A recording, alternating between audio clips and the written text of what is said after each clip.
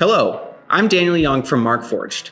This is part one of a three-part series on the anatomy of 3D printed parts.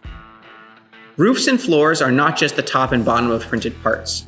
They're any surface that's parallel to the build plate.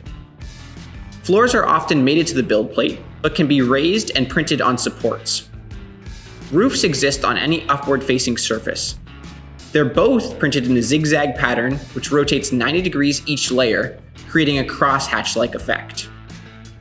Roof and floor thickness is equal to the number of layers multiplied by the layer height. Markforged parts default to 4 100-micron layers for an overall thickness of 400 microns. Increasing layer height, or number of layers in the roof and floor, can increase total thickness up to a maximum of 2 millimeters. Adhesion between the first floor of a part and the print bed is critical to success.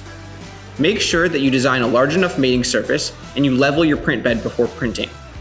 Markforged adaptive bed leveling for the X7 will calibrate for you, dynamically adjusting for any bed inconsistencies during printing. That's the basics of roofs and floors. To learn more about 3D printed parts, check out markforged.com. Happy printing!